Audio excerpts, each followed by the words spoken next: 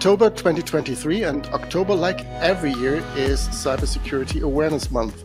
And for that reason, here at KuppingerCole, we came up with the idea to play a game. All of us will have two goes when it comes to presenting a statement, asking a question, and all the others are there to answer the question, to assess the statement, and to give their opinion on that. I will start out with the first statement.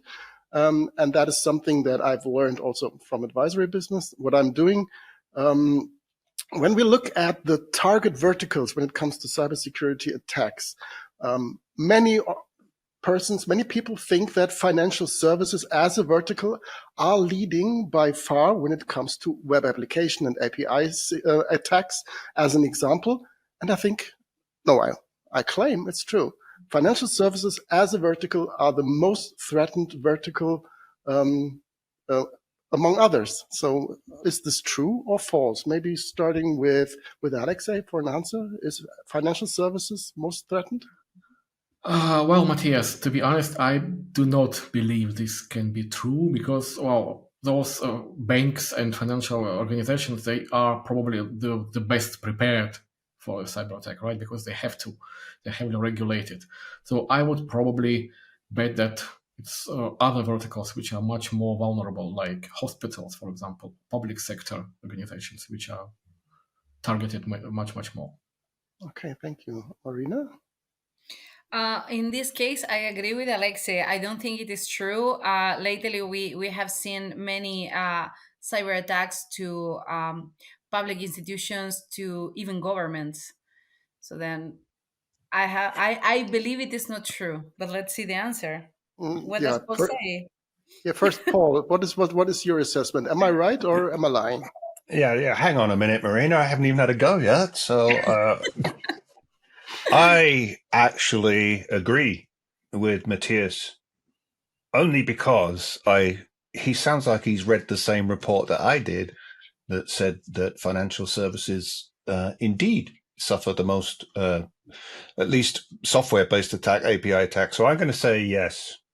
And don't forget, it doesn't mean that the attacks were successful. It's just all attacks.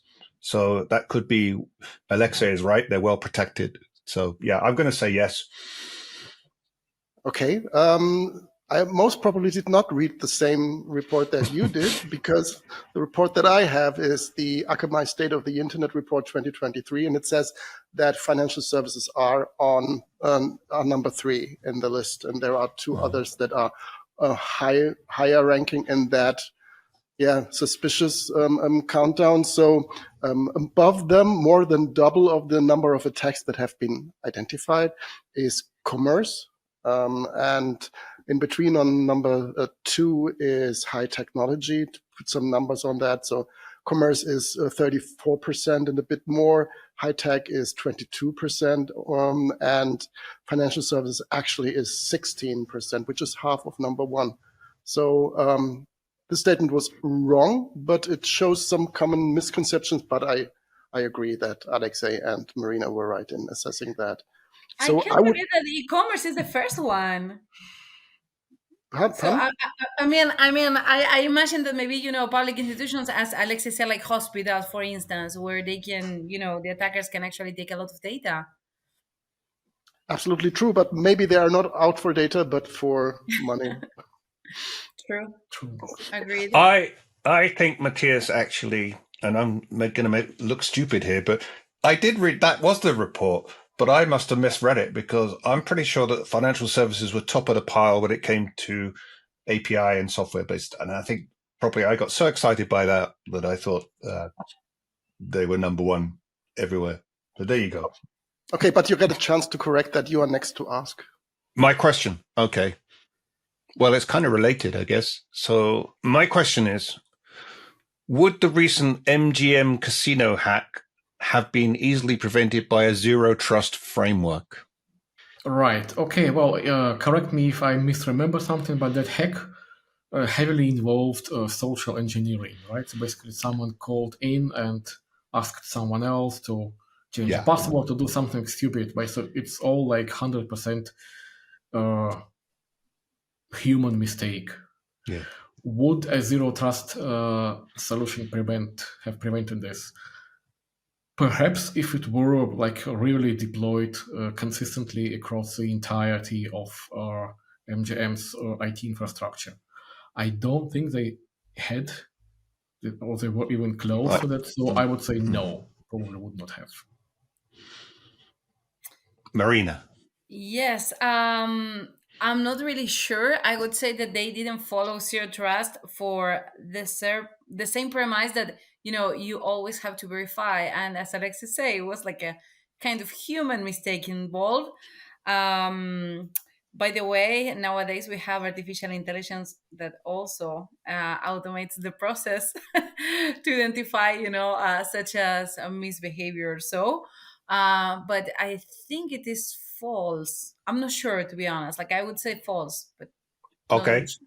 I would agree with what Alexei said. So if there really was some social engineering behind that, this term zero trust is a bit wrong when it says whom you don't trust anything because you trust identities and you trust what users claim who they are, and if they give away their credentials and they can be misused, so that only part of trust that still needs to be there, or that's most important part of trust that still needs to be there, if this is broken, then zero trust is of no use in that context. So I would agree with all other threes, and I'm interested in the answer.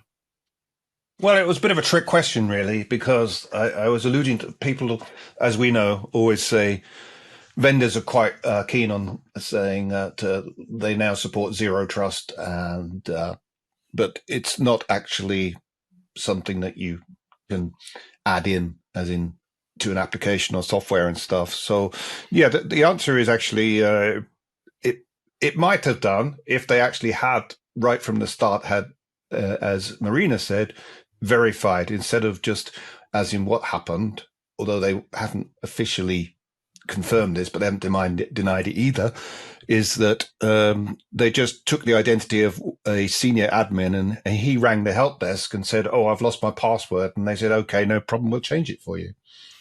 That was it. And then from then on, the hackers were straight in. So the answer is no.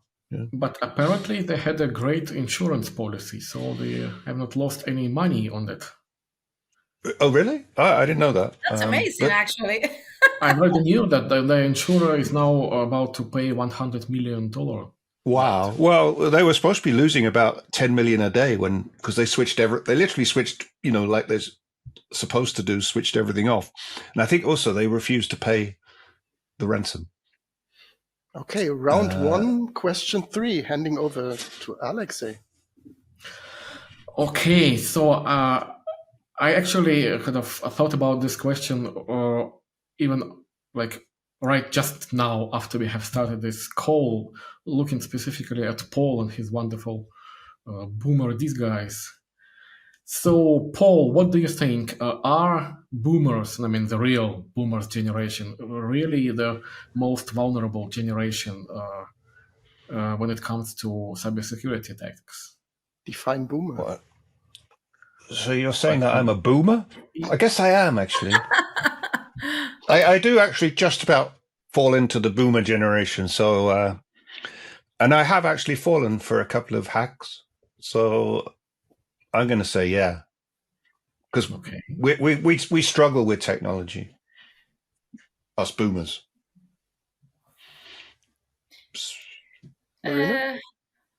Well, I wouldn't say that this is true, actually, So I believe that it depends on the level of instruction of different people. I mean, some of you here may have the age of my dad, and for sure you know much more than him. So then, I wouldn't consider you in the same group, even though they are in the same generation. So I would say it is false.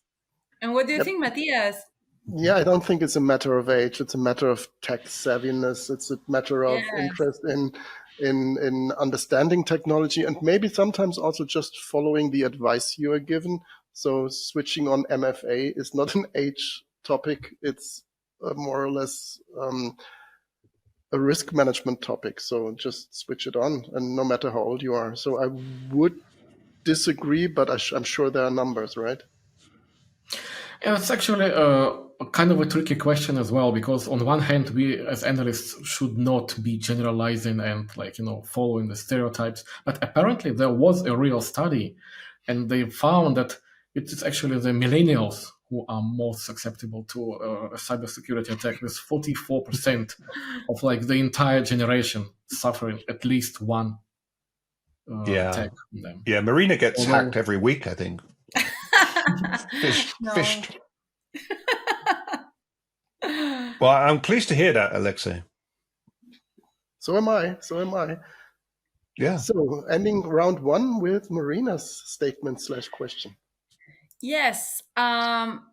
Okay. So in average, there are approximately 500 new malware variants created every day. Do you think it is true or it is false? And I start out. I think in the age of generative AI and the influence of things much more changing rapidly through automation, I would assume the number is much higher and growing. Paul, what do you think? Oh, it sounds like a trick question, but I would say higher as well, definitely. Alexei? It probably depends a lot on how do you count those. So maybe a site like Virus Total could probably show you exactly that statistic. I don't know. I have not checked, to be honest. But yeah, I agree that it's kind of meaningless nowadays, because you could probably generate a different variety of a virus for every of your recipient nowadays. Well, all of you are right. Actually, the average is 500,000 a day. I am, like a lady of numbers. So then in the last report of Astra Security, they actually presented that this is 560,000 daily. So wow. it's kind of a lot. Everyone gets a virus. I'm so glad I didn't say it was less. Well, we have to stay awake, actually. Cybersecurity Awareness Month.